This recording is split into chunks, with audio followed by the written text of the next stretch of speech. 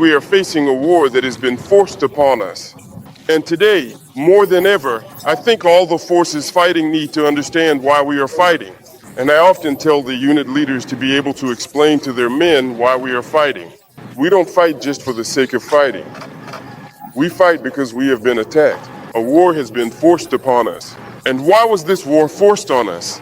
I think everyone needs to understand that it's because they want our land without us. And this didn't start today. It's always been this way for Africa. Remember slavery, when many Africans were taken away, especially the able-bodied ones. Those who were of childbearing age, who were deported, many died, and Africa was emptied of them. Then came the era of colonization, when they came and settled in our lands. They massacred us. They massacred our ancestors. They killed as many as they could. Africa has been colonized multiple times. And today, more than ever, it's a new form of colonization. And why does Africa suffer so much? Because we have resources that interest the imperialists. I think each and every one of you needs to understand that. If you are able to put yourself on the front lines, to fight to the ultimate sacrifice, as they say, it means you understand the meaning of your commitment. You have come to defend the nation, to protect this land that our ancestors left us. Our predecessors wrote the anthem for us, and I think that when you listen to the anthem of Burkina, it starts with against, because they stood up to many forms of colonization. The Burkinabe is against humiliation. We are against all forms of domination. The Burkinabe is against neocolonialism. And all of that is what you need to understand that they wrote the anthem to stand up against a number of things in this world. They defended this land. They passed the land down to us. And for us, our duty is to fight and defend our land as well, so we can pass it on to our children. Today, we are fighting, but not necessarily for ourselves, but for our children. Who here doesn't love their child? For those who have children, everyone loves their child. If a danger were to threaten a child, the father would rather take the risk himself to spare the child. That means the father would rather die so that his child can survive. So, the reason we are fighting today is for the generations to come, to leave them better land so they can live comfortably. So, there is no holding back in this fight. We will stand against anything these oppressors try to force on us. And you must keep fighting for that. Listen closely to our anthem, and let it give you even more motivation. Get involved, because, as I often say, Burkina Faso is very rich. Today, we've increased the number of personnel in the armed forces and in the internal security forces. And in terms of equipment as well, we've made a lot of effort. But where did we get these resources from? Understand that there was wealth that was poorly managed. And there's even more, because as some people think or might imagine, there isn't a bank out there where you can go and get a loan to buy weapons. There just isn't one. No one lends money in this world for you to go and buy weapons. If you want to arm yourself, you have to use your own funds. But in the recent past, we were thrown into things. We weren't armed like this. Not even close. I think there are a lot of elders here who went through the same thing, who can give advice to the younger ones. What did we experience just yesterday, and what are we experiencing today? And that should motivate you to fight. And that's very important. Fight for your land. Fight to leave a better Burkina for the generations to come. Fight so that we can make decent use of our resources and benefit from them. We have launched several initiatives. Our parents in the villages are, in any case, more or less happy with everything we're doing for them in terms of agriculture, because most of our population works in agriculture, and with everything we're doing in terms of road infrastructure so people can get around and all that.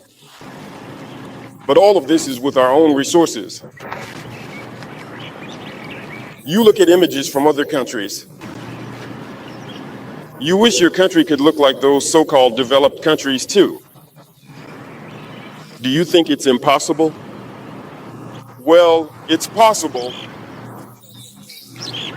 I was telling someone 2 years ago, I said that in other countries, even animal hospitals are often better equipped than the hospitals here that treat us in terms of equipment and everything. But what have we done to end up at this level? Well, we're going to catch up and surpass them. That's what led us to launch programs as well, so we can build modern, well-equipped health centers. There's no reason for us to lag behind. This is to say that everything we're doing, it's possible to do it, and that's why we're doing it. And we're going to keep moving in that direction. Those who are lucky enough to do internships abroad, who take pictures by beautiful streets and nice buildings, it's possible to have that here in Burkina too. And that's what we're going to do so that you can live comfortably and well. But for that, we have to fight first. That's why I said you have to reflect on your commitment, listen to our anthem, and fight. You are very brave, very determined, but often there are certain behaviors that end up causing you unnecessary losses, especially the use of cell phones. Those who prove unable to change, who can't give up their phones during operations, we will remove them from our ranks and punish them severely. Because we are not going to allow someone's phone addiction to put the lives of others in danger. Can you imagine that? You're on duty at your post. Good soldiers stand guard, focused on their position. When they're done, they come down and need to rest. And a saboteur ends up at the post, glued to his phone on TikTok or whatever, one's bit, until the enemy approaches, attacks, and the good soldiers could die while they're resting. Do you want us to keep people like that in our ranks? Is that what you want? No, thank you. So, we're going to find them in our ranks and we're going to punish them. I've already instructed the military chief to identify, as much as possible, those who are addicted and can't separate themselves from their phones.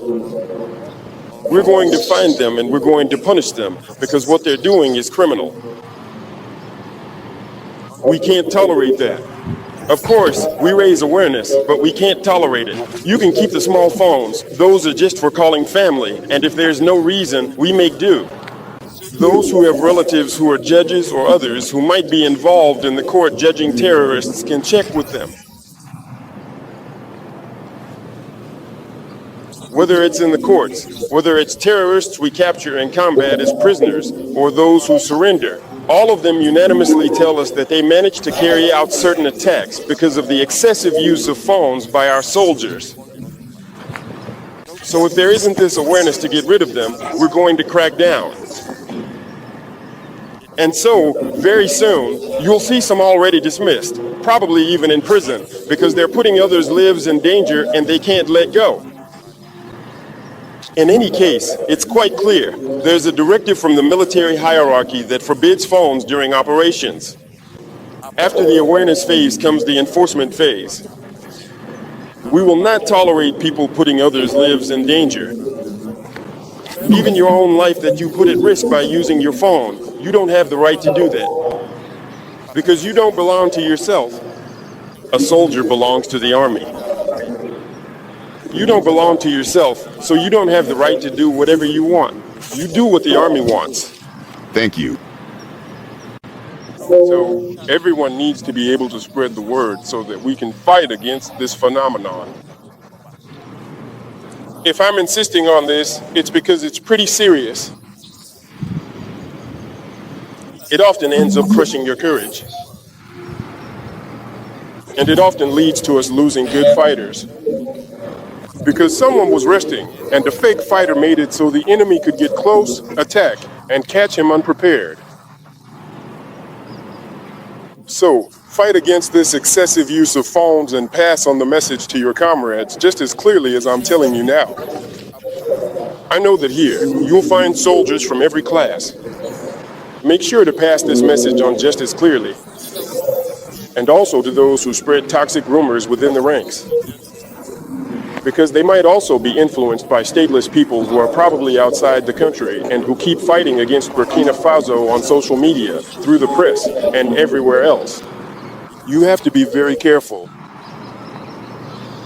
When someone tells you not to fight, what they really want is to make you submit. Do you want to be a slave? Think about it. Do you want to be dominated? Think about it. So, we have to fight. There is not a single other solution. The people of Burkina Faso will not negotiate with their enemy. We will fight, and we will win. That is the only thing that matters. There will not be a single ounce of negotiation with anyone. This is our land, and we will fight for it. Those who came to attack us, they will die on this land. We will not give up anything, absolutely nothing, not even a single square centimeter. So, I urge you to keep preparing yourselves, to always stay on alert. Even if you are not currently on a mission, you must remain vigilant. Because at any moment, you could be called into action. You have to be ready for combat, and this war must not go on any longer. Because we will do everything possible to make sure the fighting regains a certain intensity and to wipe out this enemy. Congratulations to all the forces who are fighting, and I hope you continue to stand together with the civilian population, because that is very important. In the past, we didn't necessarily experience this kind of bond between the army and the civilian population. It wasn't easy. There were endless little fights in the bush, in the neighborhood. But today, the army and the population are united, and that's the key factor in the success of operations like this. You have the information, the intelligence you need. You're supported morally, you're supported psychologically, so there's no reason to feel down. There's no reason not to go for it, not to keep moving forward. Keep nurturing this bond with the people, keep helping them, keep working to bring them together as well. Because our past few decades of poor politics have weakened our different social groups and often divided people over trivial matters. And your role, too, is to help bring them together today. Because your voices carry weight. Civilians believe in you. Today, when a soldier stands up and speaks to a group of civilians, they listen, and it's easier for civilians to put into practice what you're telling them. So each and every one of you must be an ambassador of peace and unity for our civilian brothers and sisters. And keep playing that role as well, taking advantage of these moments of love between us, talking to them, encouraging them to come together, and helping them let go of certain divisions that have arisen solely because of politics. And you must contribute to that, because being a soldier isn't just about carrying a weapon and running, killing. No, you are trained for more than just that. If you are defending a homeland, it's because you embody all these values, and you must also be able to use them to unite your civilian populations. Good training to those who are still in training. Stay strong. Don't lose your morale.